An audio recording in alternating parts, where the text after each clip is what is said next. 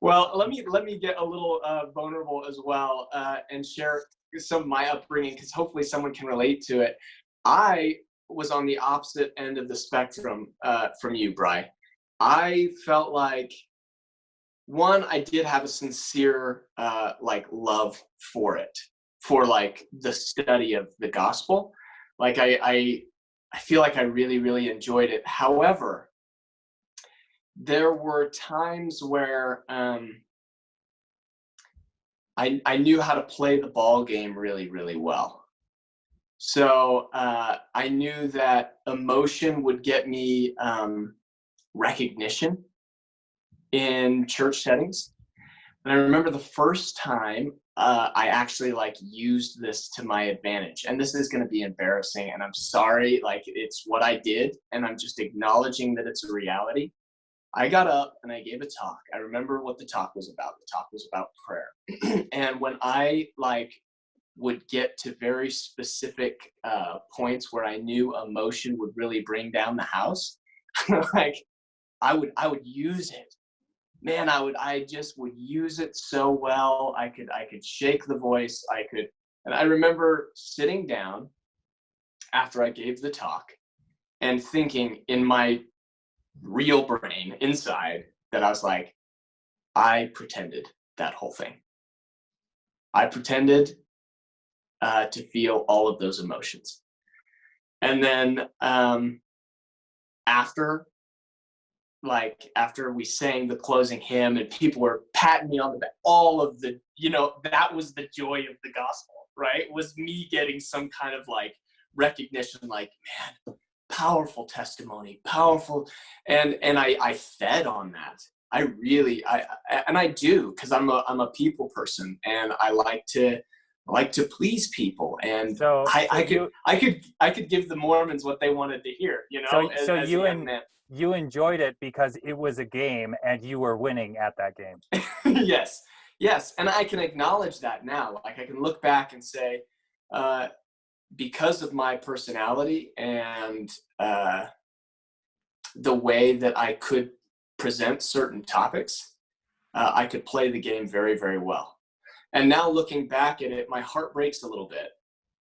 And not breaks because of what I did, but because I know other people like Brian were having a completely different experience in church that they didn't feel was benefiting them.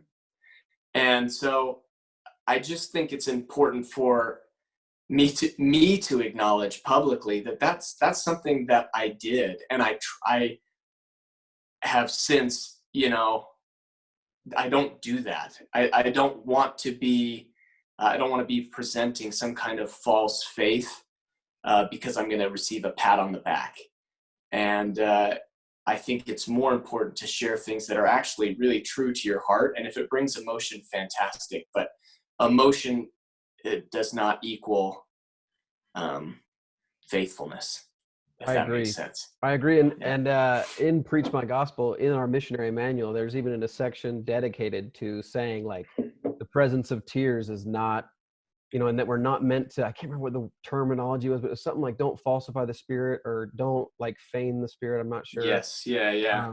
But so I think it's interesting also that the church accounts for that. But I think I should also share some of my experiences along those lines as well, because I too have perpetuated the false, I guess you could say, culture of knowing at times when I didn't, and looking back and feeling shame almost instantly. And I was thinking about what Brian said about feeling guilty, or maybe shamed, maybe not so much guilty, but shamed that he didn't like going to church or didn't like repeating the topics, I should say.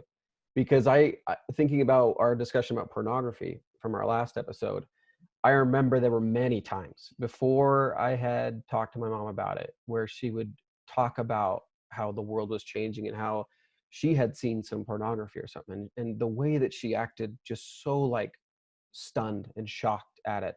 And knowing that internally I liked it was very hard, because I was like, oh shoot, like this is, I'm messed up, right? Like there's something wrong with me because this other human being is aware of it too. And their reaction is disgust right? Yeah, disdain and So I disgust. I can definitely relate to maybe when you see somebody within the church say something about something that is with disgust, that's something that maybe you're challenged on, and just how difficult that was to work through. But I also, again, think that that's a very human experience, regardless of the social framework you find yourself in. There are just some things that just don't resonate with you.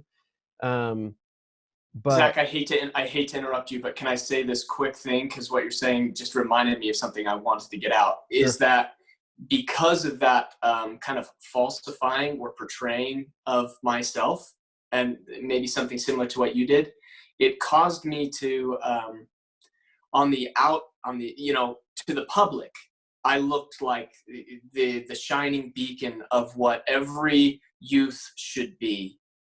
And on the inside, I was having issues with pornography.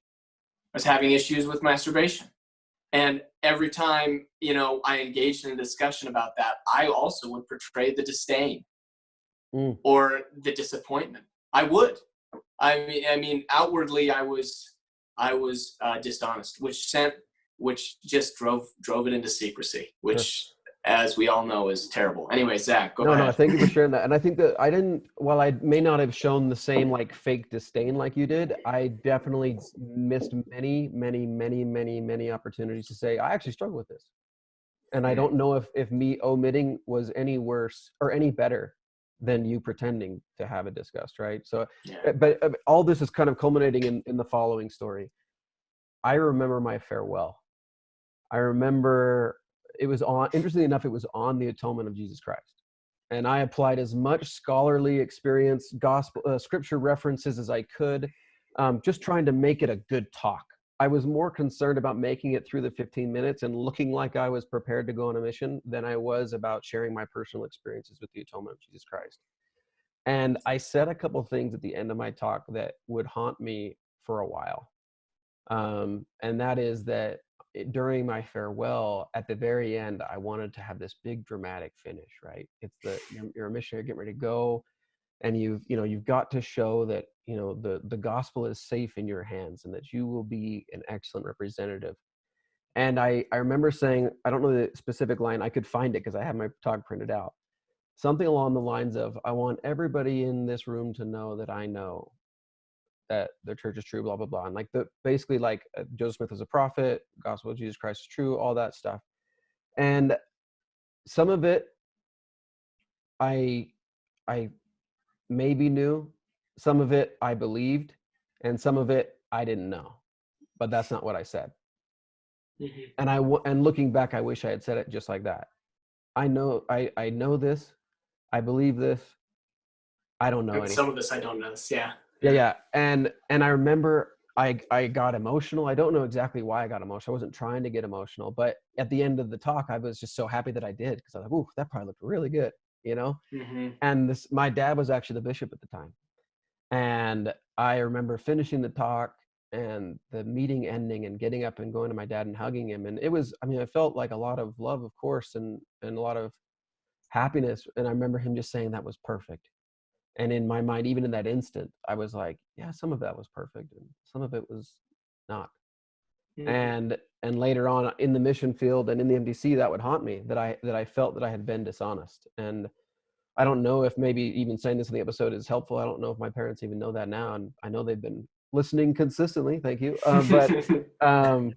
But I guess I should, in some way apologize to anybody who heard that talk, that I was dishonest in how I felt, and I was doing it out of a desire to be better than I was.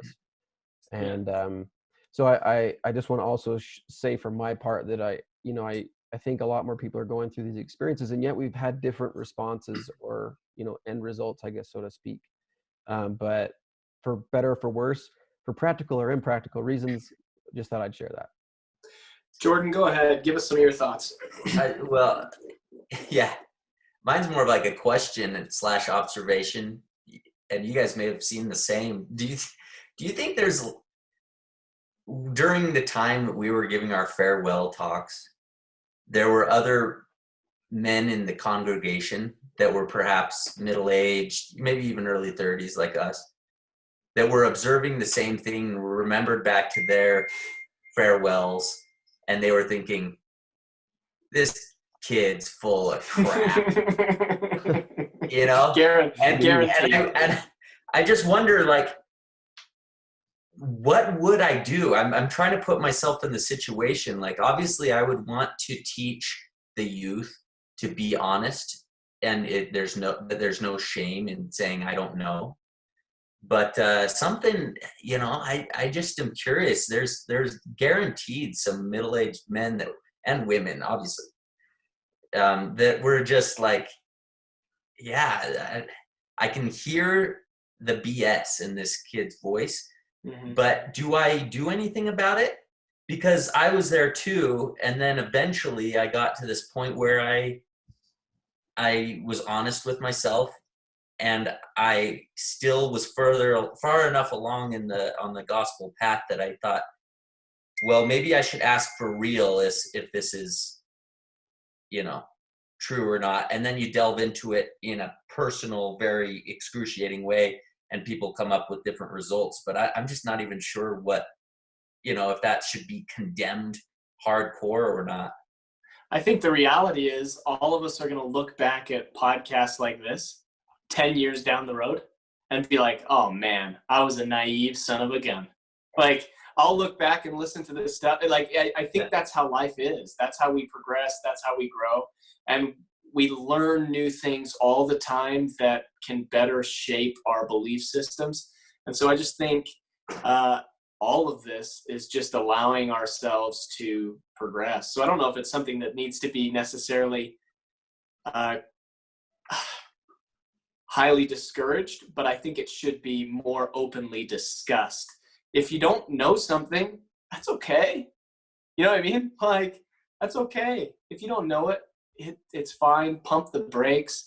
Let's, you know, do more discovery. And if you feel like you know something, you can say that you know it. You know what I mean? If you feel like you don't know it, you can actually acknowledge, hey, this is something I don't know yet, but I hope to learn more